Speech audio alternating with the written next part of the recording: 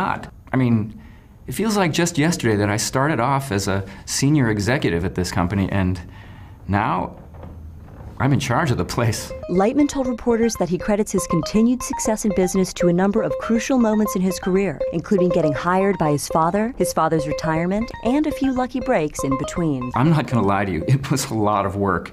I was here for nearly 8 hours every day.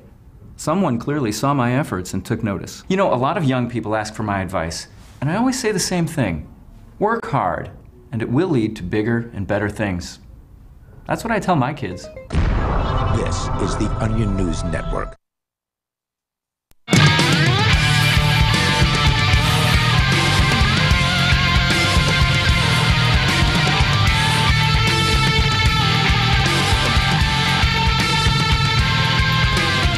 All right, welcome to the Call to Freedom here on LRN.FM, broadcasting as always from the Liberty Radio studio here in Keene, New Hampshire.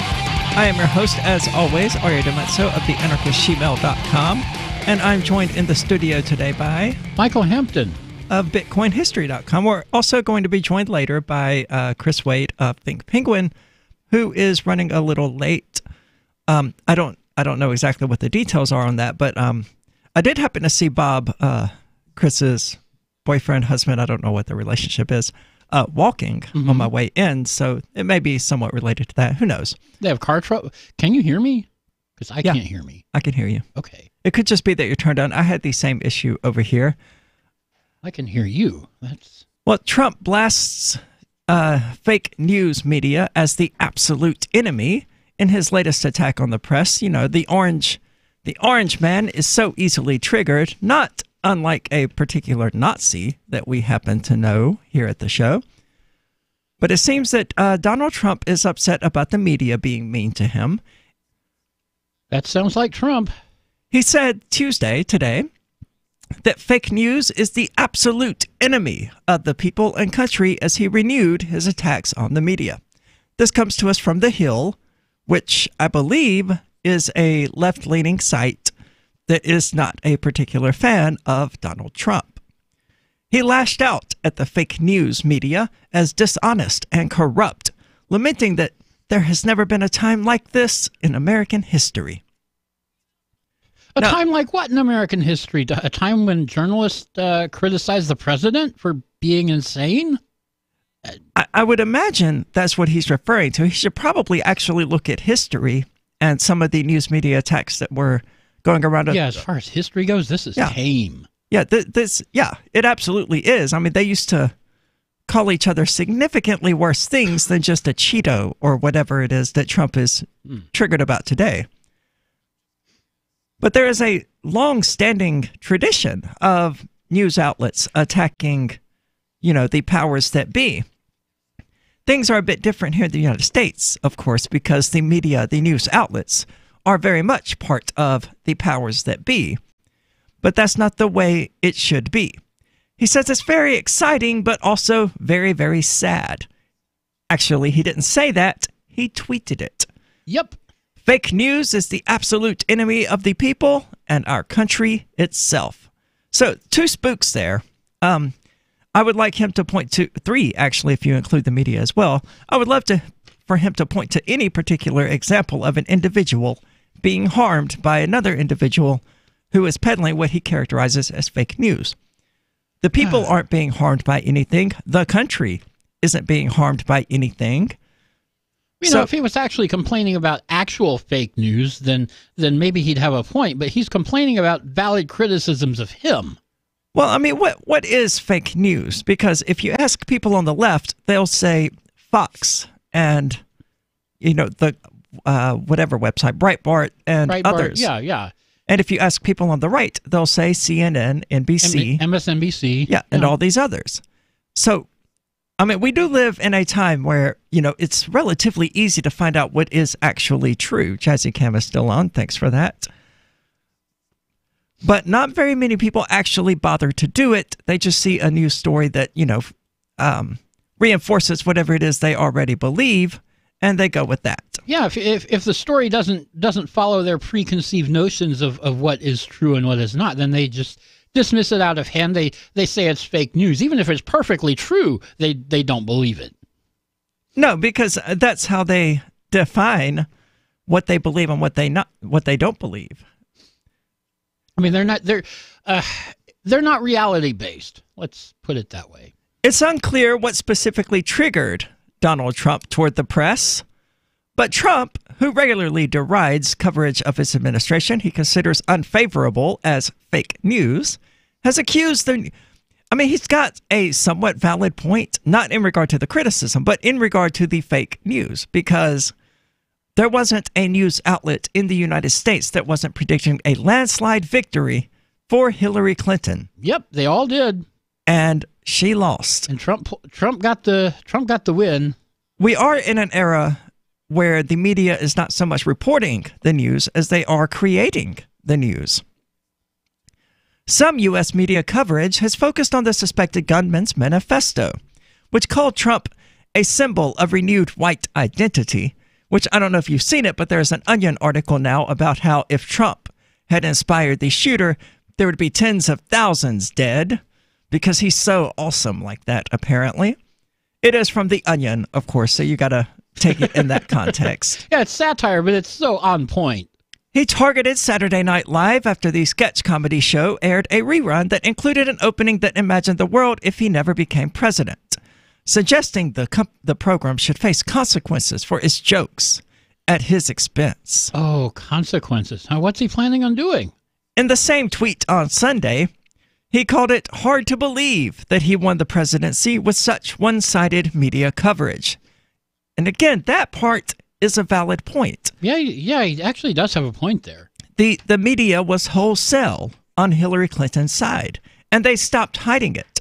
You know, you could watch these reporters, these left-leaning reporters have what we would characterize as mental breakdowns right on live the television. Air. Yeah, as the results began to come in. They were totally in Hillary's corner, perhaps with the exception of Fox. Some of the people at Fox. Yeah.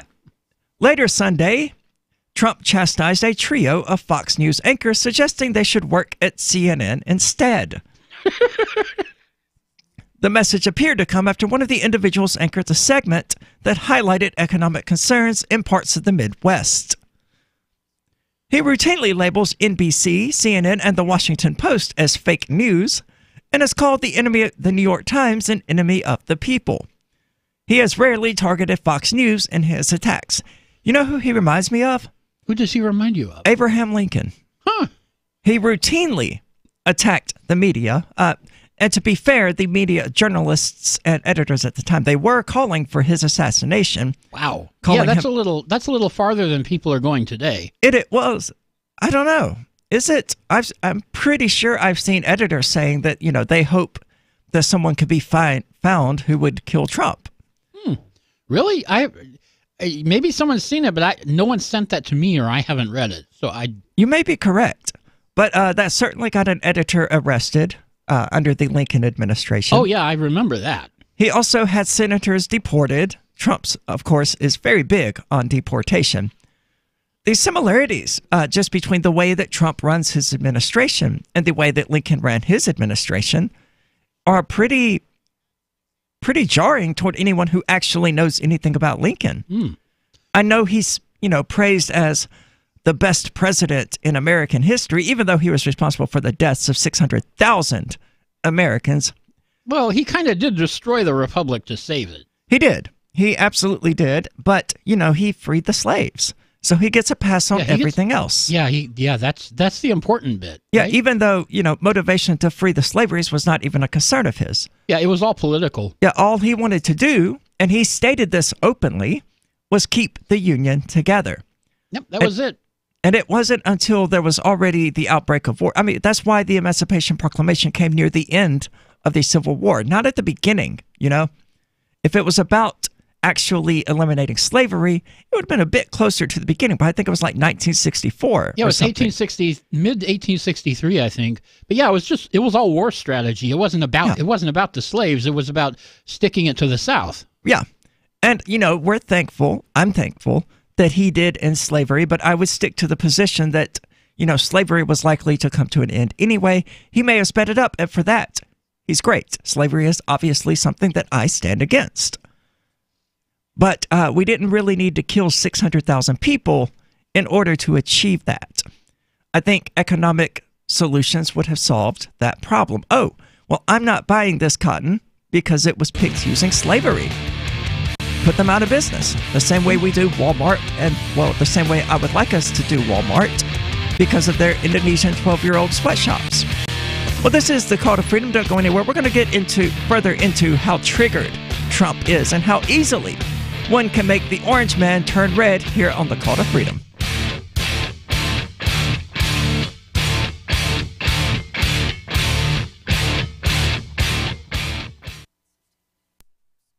When you hear the word lobbyist, you probably think about greedy corporations, but not all lobbyists are the same. Some are fighting for the freedoms you hold dear. Liberty Lobby LLC is doing just that in New Hampshire, working hard to represent you, not some special interest group. You can help by going to libertylobby.info, where your contribution will give us the tools we need to ensure that your voice is heard. Visit libertylobby.info today to find out more.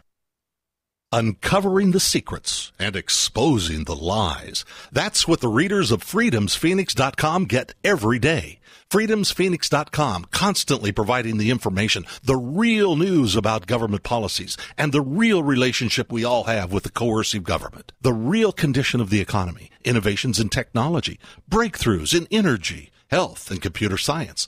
Learn the truth well before it's admitted to in the lamestream media.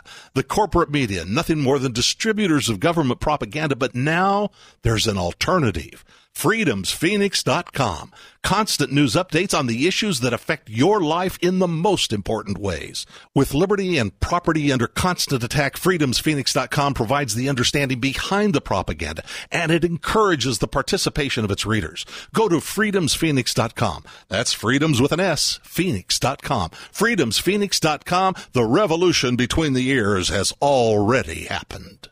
LRN.FM is proud to announce our official listening apps for Android and iOS devices. Now you can easily tune into our streams anywhere, anytime on your smartphone or tablet. Just visit apps.lrn.fm or search for LRN.FM in the Android or Apple app stores. Please download, rate us 5 stars, then share the link on your social media and let your friends and family know how you're listening to LRN.FM. Download it now, free at apps.lrn.fm. Are you a cryptocurrency advocate? The Crypto Tip is the ideal outreach tool to help new people discover cryptocurrency. It's a printable business card-sized tip that you can give to service providers, preferably in addition to a good cash tip. When the server scans the QR code, it'll bring up an explanation of cryptocurrency, how to install a wallet, and allow them to claim the tip. If they don't claim the crypto, you get your tip refunded to you after a time period you specify. Plus, if they do claim the tip, you get an email alert. Create as many tips as you want at cryptotip.org. That's cryptotip.org. There are lots of ways to listen to Free Talk Live. Our podcast has been around since podcasts began, and now the FTL feed is loaded with content besides our full show archives. Did you know that we make it easy for you to customize your podcast subscriptions? We have different feeds, one that includes only our full shows, one with just the Daily Digest, and one with just the Edgington Post. You decide what you listen to. It's quick and easy to customize your feeds at feeds.freetalklive.com. That's feeds.freetalklive.com. Why did you move to the Shire? I moved here to the Shire because there's other people around who take liberty just as seriously as I do. I moved to the Shire because I saw videos of people challenging authority and thought that I could get support myself. It called to me, like, do this, right now. I wanted to be around people like me who got it, and once I got here, I knew there was nowhere else that I wanted to be. I've always wanted to change the world, so I moved to the Shire to join people who were actually working towards doing the same thing.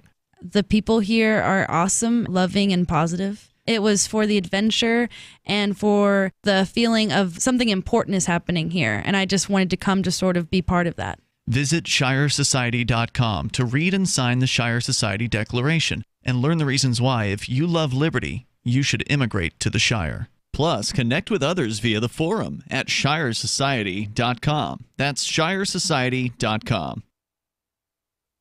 This is the Liberty Radio Network, broadcasting the latest liberty-oriented audio content 24 hours a day at LRN.FM.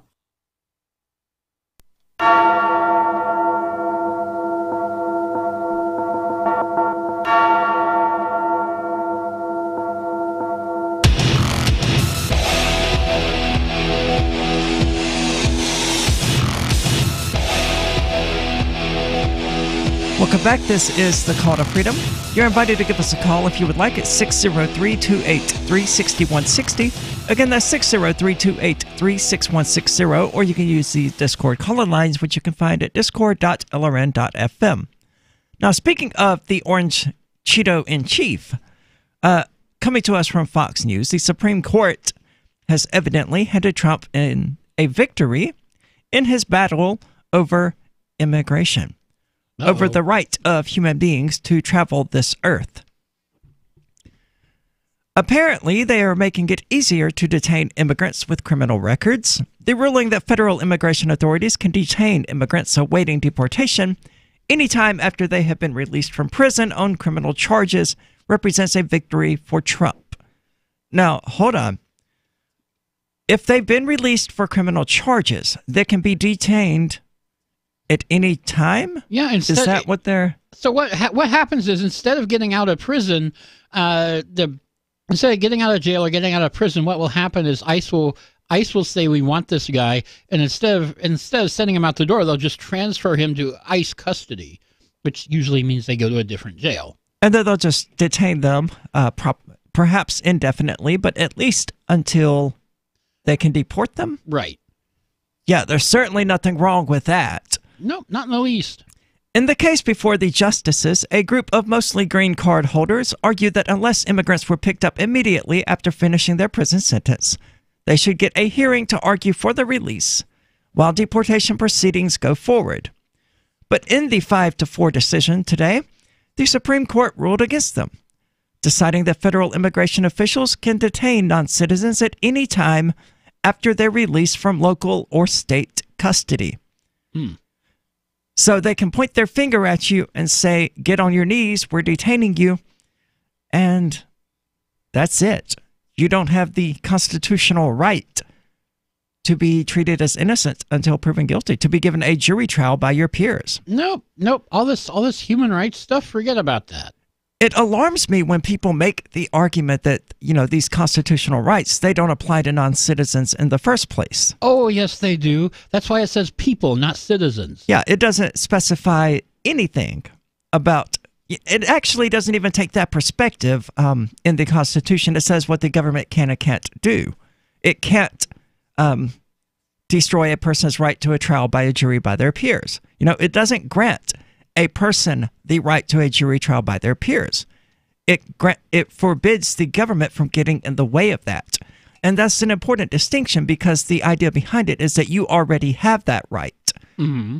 And that the only people who could interfere with that right in the first place would be the state.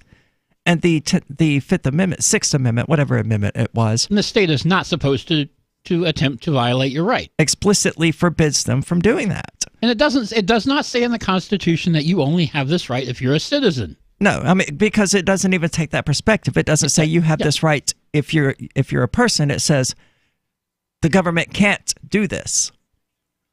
So it takes an entirely different perspective, and one that I would more easily support than a clear and unambiguous outlining of various rights. The right of the people, blah, blah, blah, shall not be infringed. Yeah, that's telling the government what it can and can't do. It's not telling the people what they can and can't do. It's telling the government what it can't do, and it can't abridge those rights. During oral arguments in October, the Trump administration argued that given the limited money and manpower available, it was nearly impossible for the federal government to immediately detain every immigrant upon their release from custody. Well, there's something about this that really perplexes me. They want to detain them. Why are they releasing them from custody? Yeah, I haven't quite figured this out either.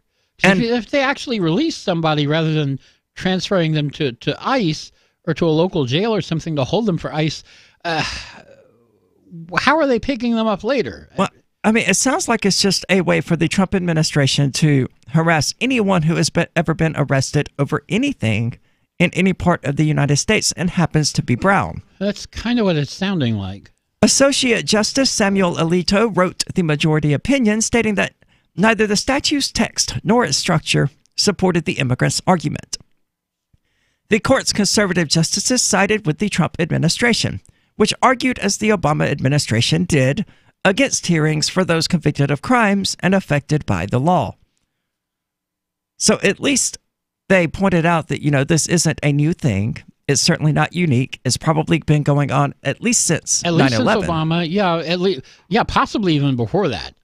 Well, I would say that 9/11 was probably about the time that all of this got really kicked up into gear. That's true. The case before the justices involved a class action lawsuit brought by non-citizens in California and a similar class action lawsuit brought in the state of Washington.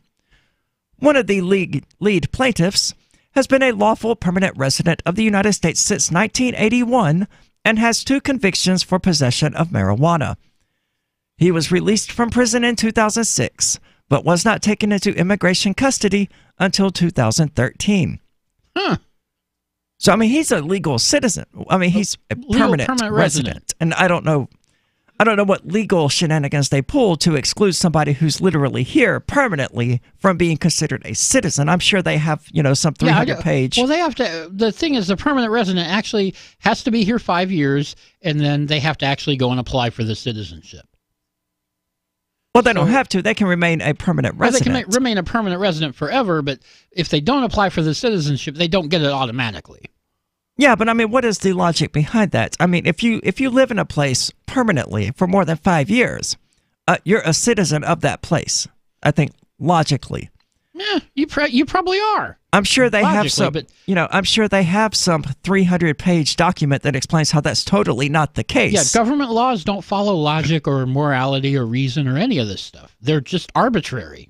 But the lead plaintiff won in lower courts, and the government was ordered to provide him and other class members a bond hearing. He has since won his deportation case. The ruling was the first in the court's current term, which began in October, and the first for Brett Kavanaugh, who, along with John Roberts, wrote a concurring opinion.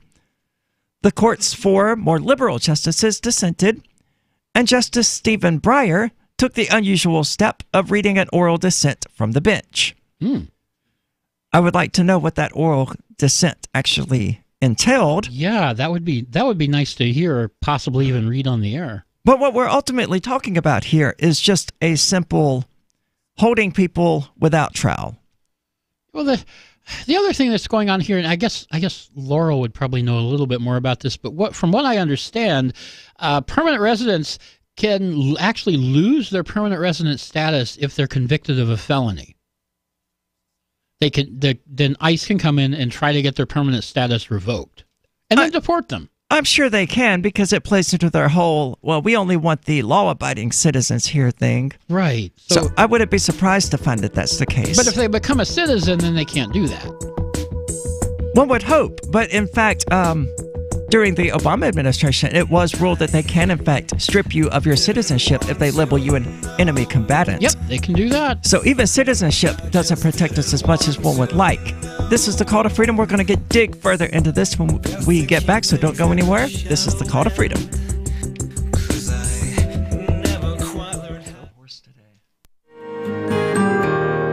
So the protection of life, liberty, and property is what the Free State Project is all about. But it's an effort to move 20,000 people who understand. It's about demonstrating to the entire country that, we can have a free market, a truly free market. Making it just a freer, great place to live.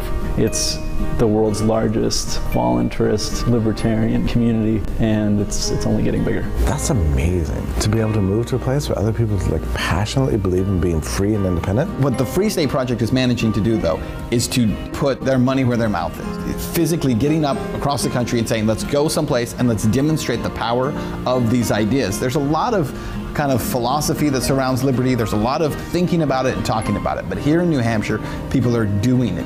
101 Reasons Liberty Lives in New Hampshire, a documentary by Free State Project Early Movers. Watch it free at 101reasonsfilm.com. 101reasonsfilm.com.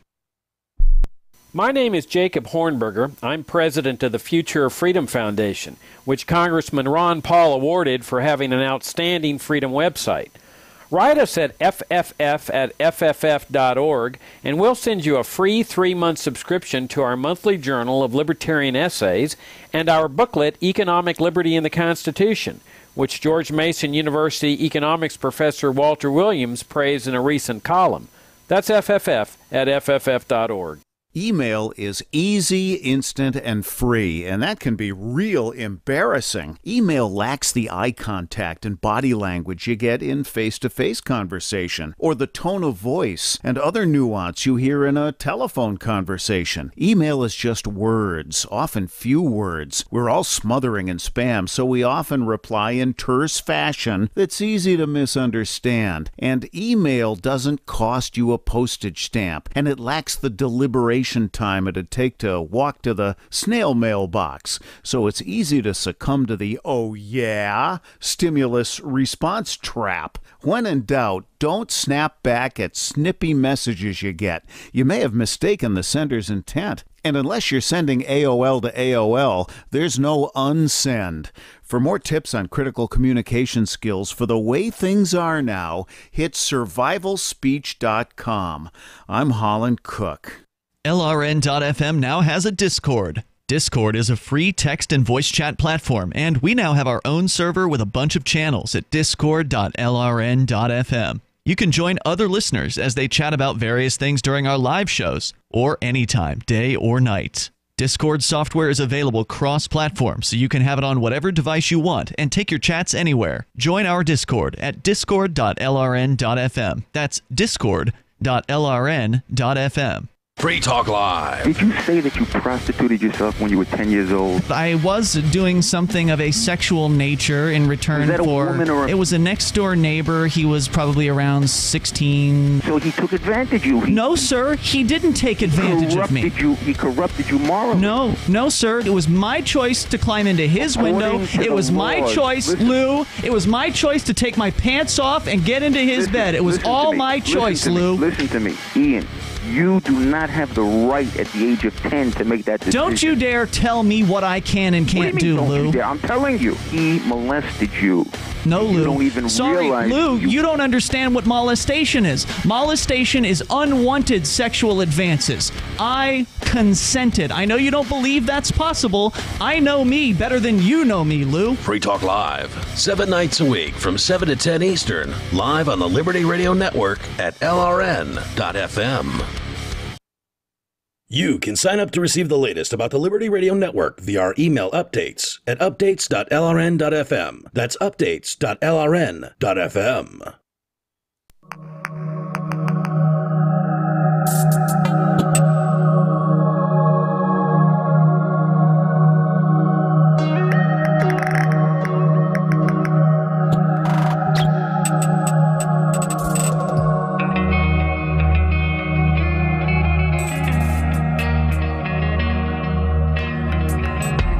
Welcome back. This is the Call to Freedom here on LRN.FM.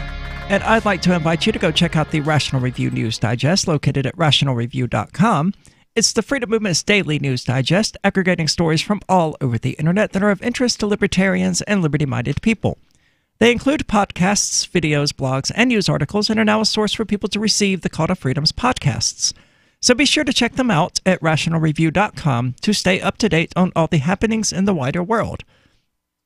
They also listened to the show there and actually informed me yesterday morning that, I had been pronouncing hop incorrectly, and it is actually hoppa.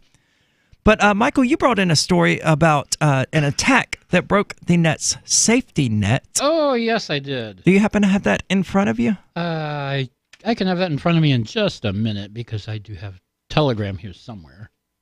Well, apparently a killer determined to make terrorism go viral beat a system designed to keep the worst of the web out of sight. Now, this is in regard to the New Zealand shooting, I would imagine. No, I don't, because the New York Times tells me I've run out of free articles. Oh, I hate them. Well, I've got it here in front of me. I am a bit hoarse, though, so... All right. As authorities rushed to stop a gunman on a mass killing spree in New Zealand, engineers, programmers, and content moderators around the globe were scrambling to keep the rampage from going viral. It did not work. The terrorist in Christchurch killed 50 people at 2 mosques on Friday, live streaming part of the attack on Facebook. The original video was taken down within an hour, but copies proliferated across major platforms. On Saturday night, Facebook announced that it had removed 1.5 million copies of the video, with 1.2 million blocked at the moment they were uploaded. YouTube declined to give numbers, although its chief product officer told the Washington Post that at times, a copy of the video was being uploaded every second. All right, I've got the article up if you want me to yeah, absolutely. Take over reading it, rest your throat there. After decades of shunning responsibility for user content, big tech is slowly making its products safer for society, banning anti-vaccine misinformation, for instance, and cracking down on political disinformation. More moderation comes with heavy risks, of course. Decisions about the limits of free speech would shift to companies whose priorities are driven by shareholders. But the viral spread of the Christchurch shooting video shows the limits of the content moderation machine in the face of technologies that have been designed to be attention traps. Stricter moderation or filtering systems are not the answer. It must be a priority, says the Times, to redesign the technology to respect the common good instead of ignoring it. Well, I would think that what trends on social media is, pretty highlighting of what the common good is. Yeah, if something's a major news item, it's going to trend on social media, and that's just what it is. And if people are sharing raw source documents like a manifesto or a video or a court case or whatever, then it's very difficult to. First off, you can't preemptively stop that because you have to identify it as something that you want to stop first. Right. And then you have millions of people who are kind of motivated to get around whatever block you throw in place. Absolutely. And they're very good at that. Like Twitch, when we did Shemale versus Nazi, they banned the word Shemale and they banned the word Nazi from the title. So I got around it. I saw little symbols in there. Yeah, by using an @ symbol for the A and a 3 for the E. It worked. And voila, everybody knew. And Google, I have the same issue. Well, back when they had Google+, I called myself the anarchist Shemale. Right. They didn't care for that. Oh. So I used a 1 instead of an L. Nobody ever noticed because they look just the same, especially in most texts. Right. And voila, easily get around their filters. Yeah, the filters are made by people, so it's going to be just an arms race of these people filtering and these people trying to get around the filters. And yeah, I mean, that's the dance of IT security as a whole. That's the dance of humanity as a whole, is one person doing something that other people don't like. Pretty much. And those people trying to find a way of doing it anyway. They're going to start turning this stuff over to AI pretty soon if they haven't already, and then it's just going to... I'm pretty sure Facebook is already experimenting with it, but when they do that, you're gonna have all kinds of false positives, and people getting complained about being banned when the AI did it. Sure. When it shouldn't have. Well, right now it's largely an automatic process. Yeah, as soon as somebody flags this video as something that should be blocked, most of them are going to get blocked. 12 million a second or whatever it was. Yep. Or that.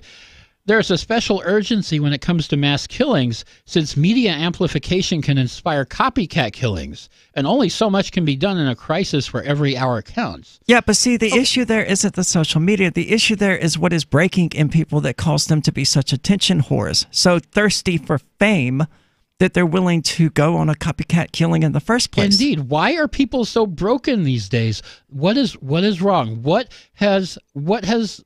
is wrong with society that these people are coming out like this? Because I don't think this is a new phenomenon. It's not. I think it's endemic to the human condition. I mean, we're a violent species. Right. I mean, that's why we have the state in the first place. It's just a manifestation of barbaric animalist tendencies that are existent in every human being, and that ideally a human being would use their intellect to attempt to master and control rather than the other way around. Right. But we have cultivated this society of a lack of self-control, where people aren't learning to temper their emotions and handle them in healthy and productive ways. Right. People no longer have control of themselves. No, they think it's totally fine to record themselves, to live stream themselves on Facebook, having a mental breakdown because Trump won the presidency.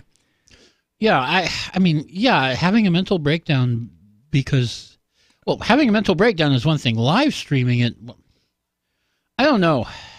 Well, I'm not sure she was actually having a mental breakdown in the first place. I think she was probably just doing the equivalent of a child pitching a fit in the candy aisle, crocodile tears, because she really wanted that candy bar. It could be. It could be.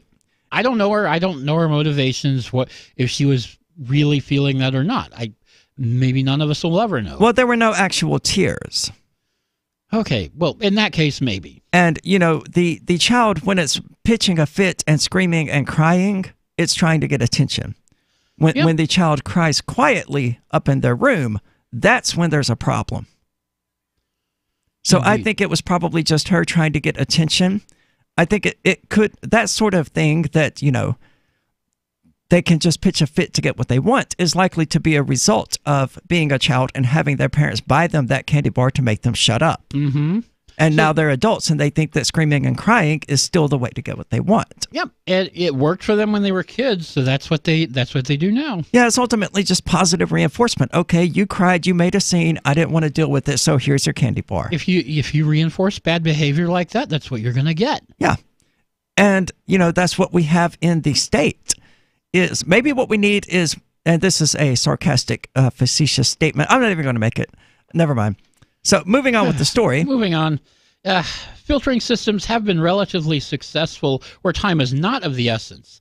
Copyright infringement never kills anyone, even if it stays up for a week. On longer time scales, moderation works reasonably well. Now, for about a decade or longer, the tech companies have automatically filtered out child pornography using a database of fingerprinted videos. Starting in 2016, major platforms adapted this technology to filter for so-called terrorist content. But this kind of filtering only works when the content matches known banned content. Banned content. Oh, my. Well, there's a lot to unpack in that. Certainly. I would prefer child porn not to be uploaded to YouTube and Facebook. Yeah. I don't know. It seems like they would have the technology by now to create some sort of algorithm that detects that. They can detect when there's too much skin in a picture, and they will automatically prevent it from being uploaded. So I don't know why they can't detect somebody who seems to be underage. We're gonna get further into this, and what you may or may not be able to do to keep this from happening. This is the call to freedom. There are basically two types of advertising: direct response and branding. Radio's great for direct response with its low cost to listener ratio, but audio can't be beat for branding, which is a longer term endeavor. You want to be the first thing that someone thinks of when they think about your product or service.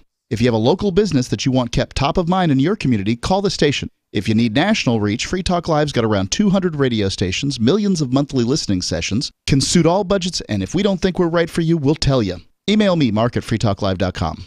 Is spreading the message of liberty, cryptocurrency, and peace around the globe worth $2 per month to you? As you may already know, in addition to our internet feed, LRN.FM broadcasts on free-to-air satellite across North and Central America, as well as Sub-Saharan Africa. And we've been available on satellite for free 24/7 since 2010. The LRN.FM free-to-air satellite signal is reaching some of the most oppressive regimes in the world, and there's no doubt our ideas are making an impact. You can learn more about the channel's impact by watching the 3-minute video at fund.lrn.fm. If you'd like to help free minds globally with our ideas of liberty, cryptocurrency, and peace, you can donate as little as $2 per month via fund.lrn.fm. You can help us continue and expand our satellite broadcast to multiple continents. Visit fund.lrn.fm today, and thank you for your help. Don't forget to share the link on social media. That's fund.lrn.fm. The LRN.FM social media channels have been revamped. We've eliminated Facebook and focused on other platforms like Twitter and Mastodon, the decentralized alternative to Twitter. On our accounts, you'll find posts from multiple LRN.FM show hosts together in one place. Follow us on Twitter at twitter.lrn.fm, or better yet, move to the decentralized Mastodon social media platform at toot.lrn.fm, toot.lrn.fm. I think you'll like it. This Your Family Today tip is brought to you by Lil Drums. Every bit as fun as a full-size Nestle drumstick cone and definitely cuter. Visit us at drumstick.com. Vacations are all about family time, but you don't have to leave home to have fun. Take 1 weekend a month and devote it to family activities. Pull out the board games and puzzles, serve up some treats, or have a picnic. Even without leaving home, you'll feel like you've really had some time away. For more tips like these, visit us at parenthood.com/yourfamilytoday. Imagine someone in your community getting in their car, turning on the radio, and hearing the Liberty Radio Network. You can make that vision a reality with your own micro radio station. Visit broadcast.lrn.fm to learn how you can put our programs on the air in your area. You can have LRN.FM running around the clock, and you can even add in your own local shows. Building a radio station is simple, but programming isn't. That's where LRN.FM comes in. Learn more at broadcast.lrn.fm. That's broadcast.lrn.fm. I've been told no in many different ways. I give you an order and you're going to obey it. George, you can go this way. You can do that and you have to leave here. You cannot bring signs into the rally. Walk with me. Well, I'm comfortable here, actually. Whoa, hey. Who do you think you are? Excuse me. There is no video and audio allowed in this office. No, I have work today. You ain't going to make it. Wait a minute. Hey! Oh my God! Unbelievable! Why are you running from me? Because you're scared me. What am I being detained for? You're being served. What is this? You're being served. What is this? Bureaucrats have a funny way of telling people no. That's the sound of the men working on the chain. Derek J's Victimless Crime Spree. Watch it for free and order the Director's Cut DVD at victimlesscrimespree.com. What's up next? Visit the Liberty Radio Network program guide to find out at shows.lrn.fm. That's shows.lrn.fm.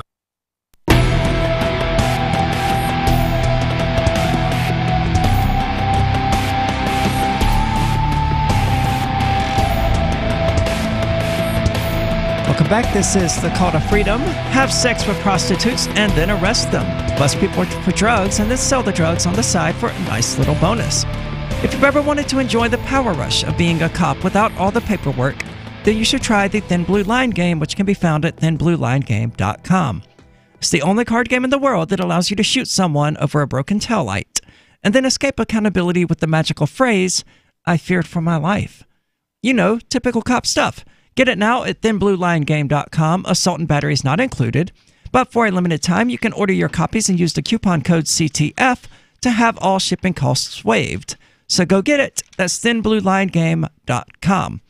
We've been discussing here this opinion from the New York Times that Facebook and YouTube and other social media places, they are inadequate when it comes to preventing things like the Shooter's Manifesto and the shooting video from New Zealand from actually making it onto their platforms. And they argue that it's not so much a technology issue as it is a philosophical issue, and they need to take an entirely new approach. So let's get back into that, Michael. So they've previously been using filters to block child pornography that they know about, and they've adapted this filter to react to so-called terrorist content. But this kind of filtering only works when new content matches known banned content through a form of digital fingerprinting.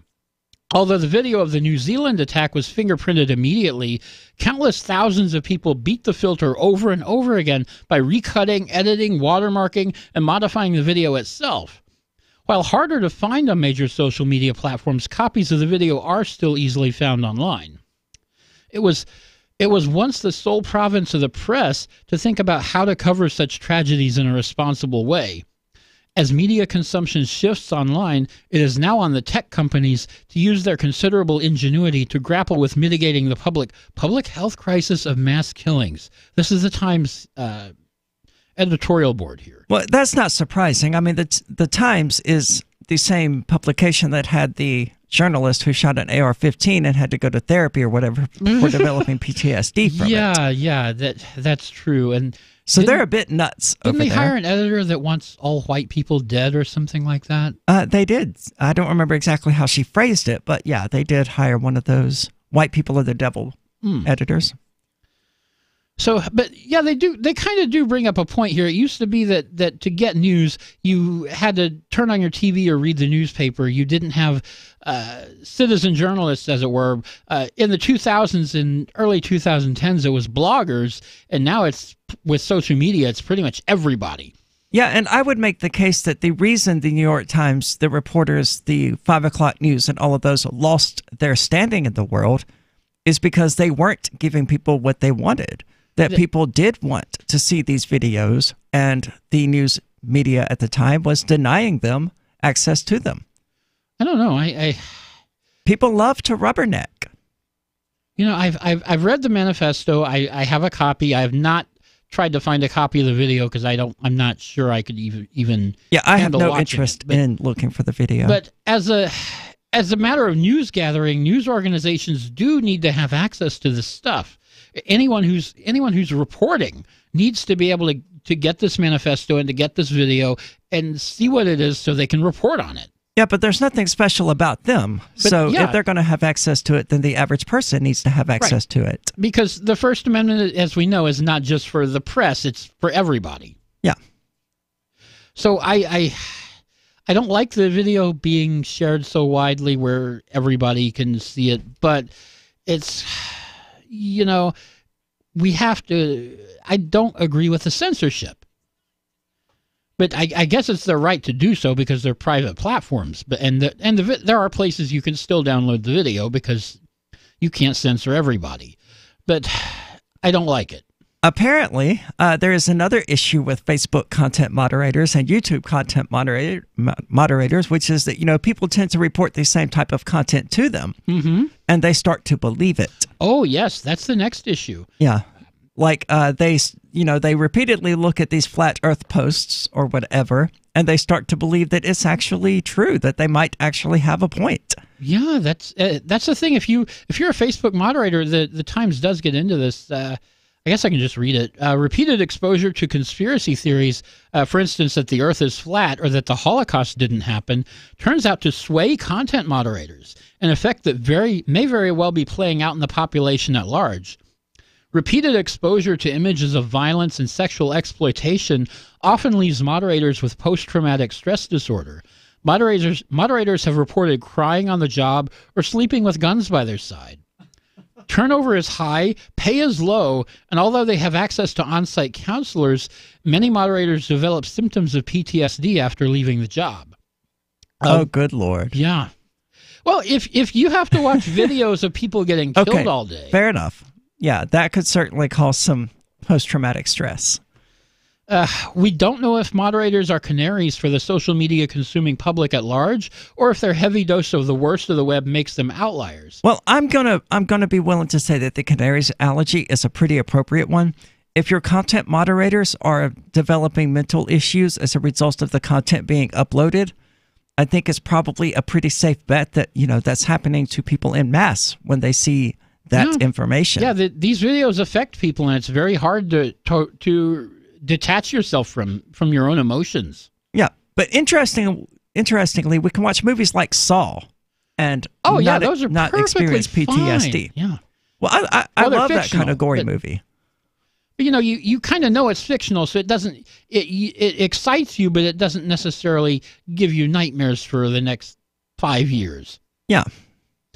The killer in New Zealand sought to hijack the attention of the internet, and millions of uploads of his video, both attempted and achieved, were a natural consequence of what the platforms are designed to promote in users, the desire to make content go viral. In the midst of the crisis this weekend, YouTube resorted to temporarily disabling the ability to search recently uploaded videos. It's not the first time a platform has disabled a function of its product in response to a tragedy. That seems like trying to shoot an ant with the 12 gauge. Yeah, but it works. I mean, if you can't search videos that were uploaded in the last 6 hours or whatever, then yeah, it's going to suppress that where no one can find it. But I mean, burning down a house is certainly an effective way of dealing with a mouse that is inside that house. Yeah, but then you won't have a house. No, and that would be the point I'm making against YouTube.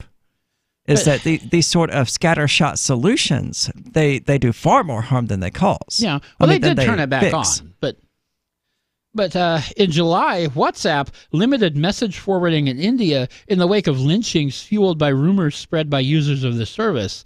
That change became global in January in an effort to fight, quote, misinformation and rumors.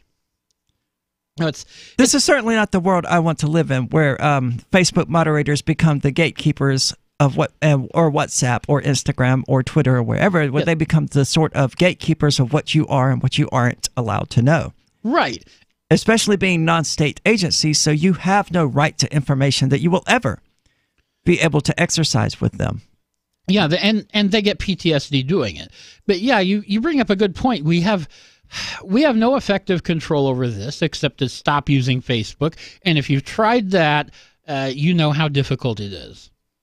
Well, I mean, sure, but even if you manage to get off of Facebook, you're still getting your news from Google or from Twitter. Everyone else is censoring this stuff. And if they're all conspiring together to keep certain information away from you, you're not going to be able to find it. Right. So, unless you turn to the dark web or something like that. What else can you do? I mean, I'm afraid we all are going to start having to get our news from the dark web because we won't have any other choice. Interestingly, on the subject of conspiracy theories, we do have research showing that when someone doesn't feel control of their life or in control of what's happening to them, conspiracy theories seem more plausible, shocking, and that might be what's happening with the Facebook moderators. That very well could be. That does make sense, though. People would be more likely to believe conspiracy theories because it gives them an explanation as to why they're not in control. Yeah, it's basically news, you know? I don't know why it took research for people to realize that. I mean, it's kind of obvious. If somebody doesn't feel like they're in control of their life and that something else is controlling them, of course, they're going to have a conspiracy theory about what that thing would be. Oh, yeah. Well, it's obvious, but you need the research to kind of prove it. That's true. But I mean, yeah, I guess it's nice they finally came around and realized that ultimately the issue with these conspiracy theories so often is that they are nothing more than a vehicle for which people can escape individual responsibility. Because it's certainly easier to just blame the Jews or whatever for the cesspool that is Facebook or Twitter instead of blaming, one's own contributions to that. Well, this is the Call to Freedom. We're going to wrap it up. Don't go anywhere. What can you say to that?